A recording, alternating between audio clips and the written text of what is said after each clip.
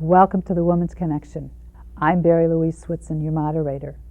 The Woman's Connection is a program about events shaping women's lives and helping one gain authentic power on a personal or professional level. So won't you stay tuned? Welcome. We all have business, but it's kind of like, how do we define the business and become a niche? And then once we become a niche, what do we do with it? With me is Susan Friedmann, who wrote a book, Riches in Niches. And I am so excited because you will not believe what this is all about, finding your niche and making money out of it. And I would like to welcome Susan. Susan! Thank you. Good to be here, Barrie. Great to have you. Thank you. Now, it's really funny. It's such a small world. I can't believe this. I'm sitting there reading this book, Riches and Niches, and I'm saying, this one woman should be in this book, and she should really read it. And her name is Joan Lefkowitz. And I've interviewed Joan. So I shooed off an email to her, and I said, look, I found your name on page 78. She said, yes, she's one of my best friends. And here you are. This is fantastic. That's such a small world. You know, I was thinking about that because Joan is in such a great niche. And as you know, she does fashion accessories and inventions and brings, fashion accessories to market, helps inventors with that. And I was like, when I was writing this book and looking for vignettes of people who have really found a niche for themselves, I had to include Joan. It was just so funny. Such a small world. Yes. All right. How do you figure out you're in a job? Sometimes you like it, sometimes you don't. But how do you figure out what your niche is? Well, there are so many products and markets out there, products and services out there in the marketplace. So it's a matter of finding a way of being able to differentiate yourself in that marketplace. So you have to look at what you have to offer and who's going to buy it. So many people come to me and say, well, I've got this product or this service and it's good for everyone.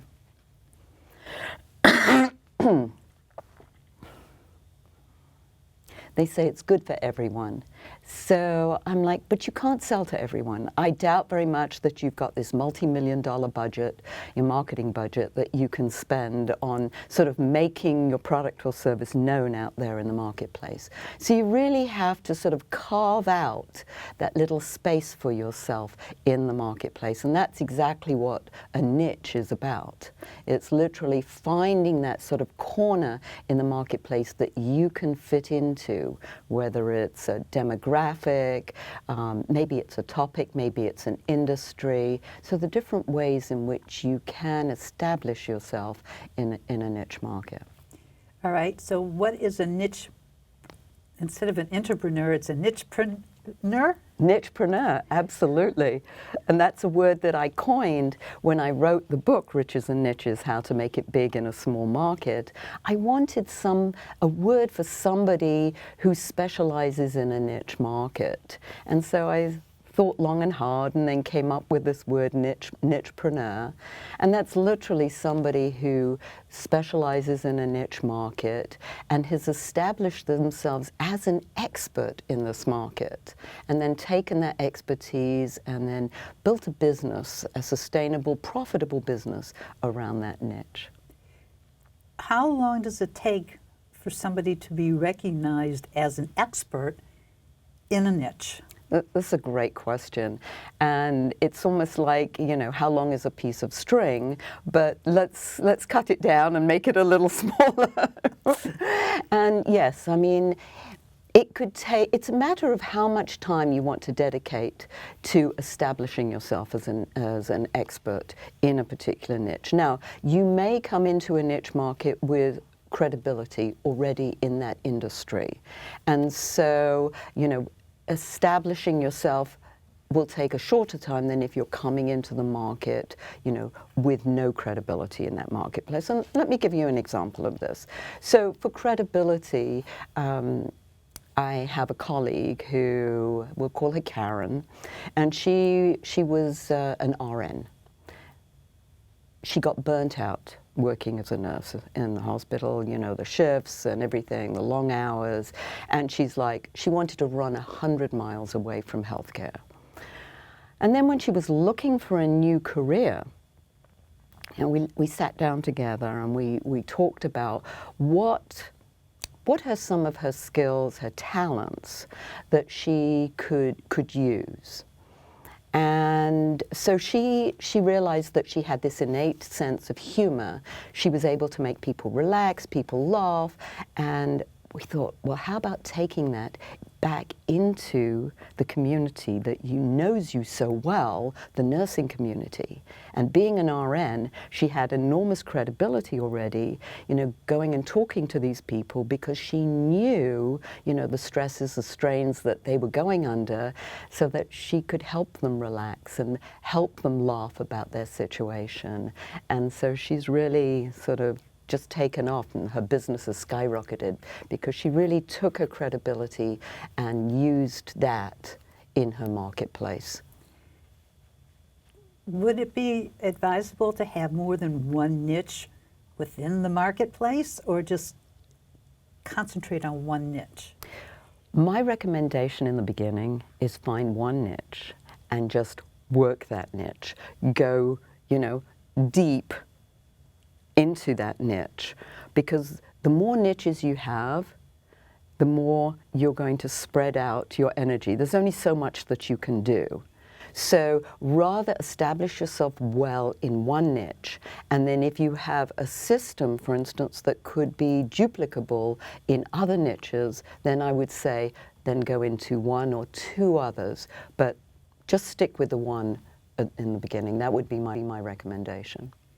Jumping ahead, how do you price yourself? That's an interesting question as well, because if I think back to when I started, and way back when, 25 plus years ago, I was laid off from not one, not two, but 3 jobs. I was like, Then it was time for me to sort of take hold of the reins and say, yes, I'm going to be a master of my destiny and not let anybody else take control of that. And so I was like, okay, well, what am I going to do? What am I going to do? And I'd been working in the trade show environment. And so I thought, for many years I had considered that there was a need for trade show training. So I niched myself in that market. And as a good marketer, or unlike a good marketer, rather, I did not do the research that I should have done. I thought that I would be the only one out there, and so I sort of put a price tag on my training. And then, of course, once I put myself out into the market, I found out there were a few others, not very many, but there were a few other people out there. And they were charging a lot more for the services they were offering, which were very similar to what I was offering. And so I realized that I'm going to have to change my pricing in order to be competitive, because in training, people don't necessarily go for the cheapest because sometimes they think they're not going to get the same quality. So it depends on what you're selling, and look at the competition, and do you want to be above, below, the same? You have to test it out. It's kind of like a car. Yeah. If you are too cheap, then nobody really wants you because they're not going to get your service. And if you're too expensive, nobody can afford you. Exactly, exactly. So you've got those different demographics, and it's really good to know who is it that you want to sell your product or service to, what's the need in the marketplace, and how much, are they going to pay for this? And if you're not sure, you do a few tests. Try it out a little higher, a little lower, but not too much so, and use your competition, as a yardstick to see how it goes, yeah. You raised your pricing afterwards. Mm-hmm. Now, this isn't okay. My question is, were you competing with men or other women? And that's also interesting. Actually, it was one of each. So, and they were very competitive in terms of their own pricing. So I had that yardstick. So I knew, where I could, what I should use as a measure for that. And I actually priced myself, I think, a little lower in the beginning, and then when I felt more confident, I priced myself higher. There's another issue with regard to your services and how you price yourself, and that is what you feel you're worth. Especially if you're an entrepreneur, if you're doing coaching, if you're doing training, if you're doing speaking. I work a lot with that demographic, and people always say to me, well, what should I charge? And I say, well, what do you think you're worth? Because unless you charge what you feel you're worth, you're not going to get it. I could tell you, you should be charging $2,500 an hour. Well, if you don't feel you're worth $2,500 an hour, you're not going to be able to ask for that. It's a quandary, really. It is. It is. Because if you're in a job that you really don't like, or you get downsized, Yep. which always happens, and you're making $100,000, and you divide that by 50 weeks, and then divide that by 40 hours, sometimes it doesn't balance out, because in a job where you're salaried, you might get all the perks and benefits, and then all of a sudden, hey, you've got to pay for all this yourself. Health insurance, retirement, vacation. You don't get any of this. So are those things that are factored in to your pricing? But then again, it comes back to how much you feel you're worth. Yeah, I mean, there are a lot of different considerations. Obviously, in your business plan, you want to know exactly, obviously what your expenses, what your outgoing expenses are going to be, and what you're going to need to make in order to meet those expenses. Especially in the beginning, you want to sort of at least break even. But then, of course, you want to look at how you can raise that. And my recommendation too is looking at how many different products or services within your niche you could be offering. So I offer training, I offer coaching, I offer, I write articles, I write books, and special reports. I mean, there are different things that I do that bring in some different streams of income. So you have to be very savvy about this and start looking at what are some of the different streams of income that you could bring in within that niche and within the services that you offer. Could you be offering too many services and dilute your niche? You could, but if it's still within that niche, I mean, there are people who, let's say you specialize in coaching women to be golf champions or just how to play golf. Well, you could write booklets, or if you want a book, you can do articles, you can do tip sheets, you can offer your one-on-one coaching, you could offer an online program. So I always take what I've got and look at how many different offerings I can make with one item. So for my Riches and Niches book, for example, I offer coaching. I've broken it down and I offer an online training program with that. I offer webinars with that to more of a broader audience. And I might write articles on that. I've put together tip sheets. People love tips and tip sheets and checklists. They love that, and you can do several of them and sell them. People will buy them because there's nothing else out there like that in the marketplace. You've given me a few ideas. Oh, good. I'm good at that.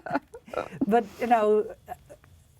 it's kind of like if I give tips, the valuable because I get the feedback on them, but how would you charge for them if you feel they're kind of like common sense? What's interesting is, and I've come across this a lot with myself, I think, oh my goodness, if I know it, then it's common sense and everybody knows it. And that's actually a myth, because more often than not, people don't know it. And if they do know it, well, maybe they need to be reminded of it because it's not something that they know and they use, you know, on a day-to-day basis. This is why how-to books and basic how-to books, you know, sort of the 101 level, sell like hotcakes, because that's what the majority of people look for. They always think they want more, but in fact, if they're not doing the basics, how can they go to the next level? So it's just like you do at college. You know, you've got to have the 101 courses before you can go to the 102, 103, the 201s, etc. So the same with any of the programs and any of the offerings that you have. What would you say are some of the big mistakes that businesses make in a niche?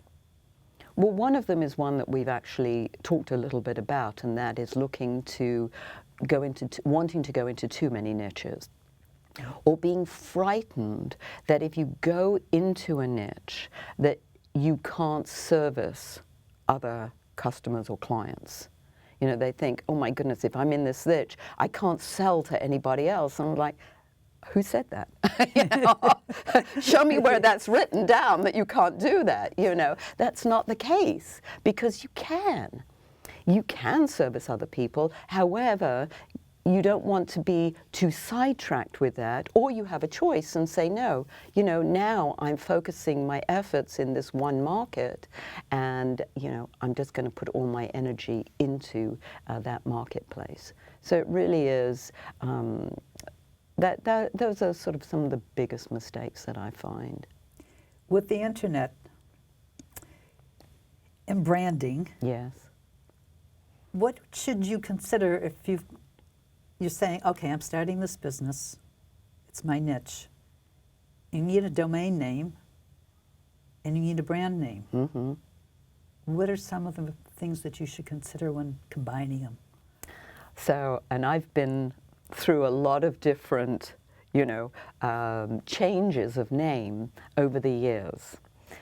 And I've come down to, and one of the strategies in my Riches and Niches book is that you create a name that says what you do.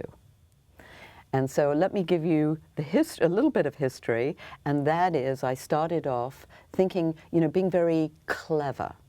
And I came up with a name of my company, Diadem Communications. Now, I thought this was wonderful, because if you know what a diadem is, it's that crown of distinction that they wore in Roman times, or it's a crown of distinction. You know, the laurel wreath that they wore on their heads is actually called a diadem.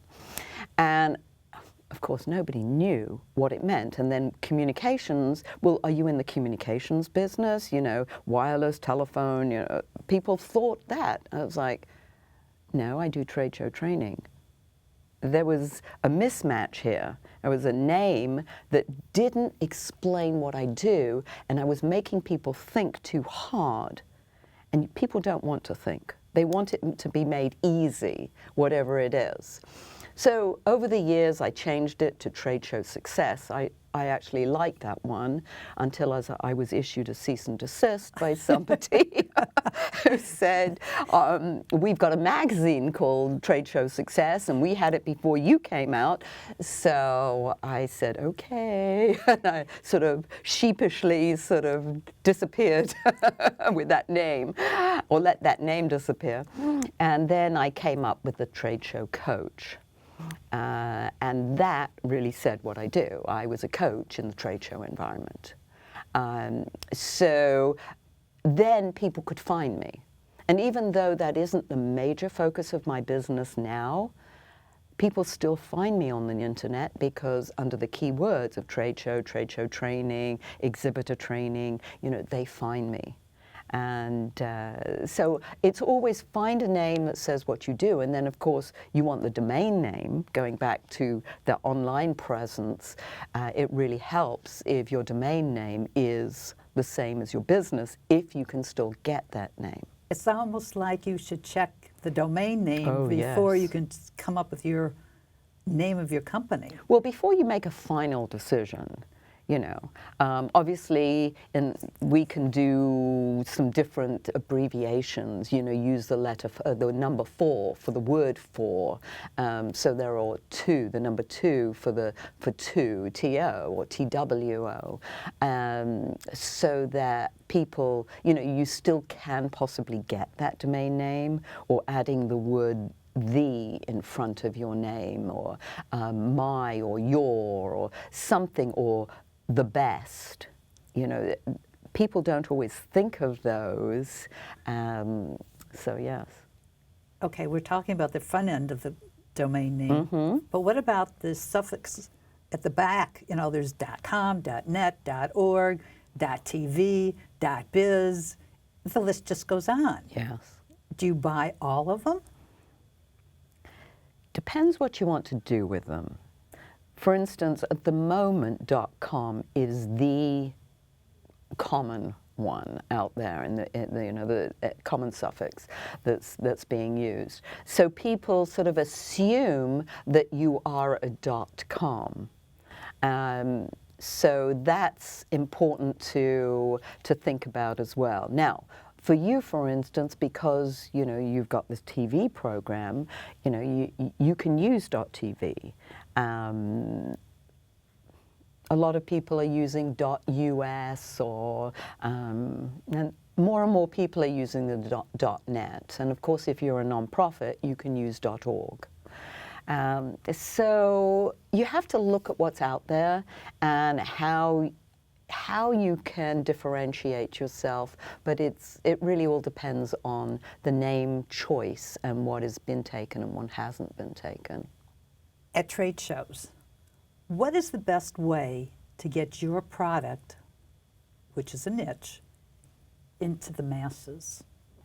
So first and foremost, you want to find out which show you should be at, where the target market who you're trying to attract, where they go, which shows. Don't go for the sake of going to a show just because you were told it was a good show and there were lots of people at that show. That can be the kiss of death.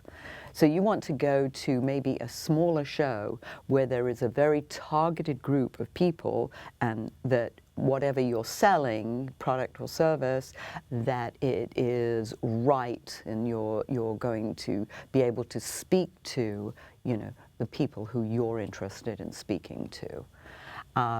So, I mean, there are lots of tools and techniques that you can use, obviously, to attract people to the show. But first and foremost, you want to pick the right show for yourself.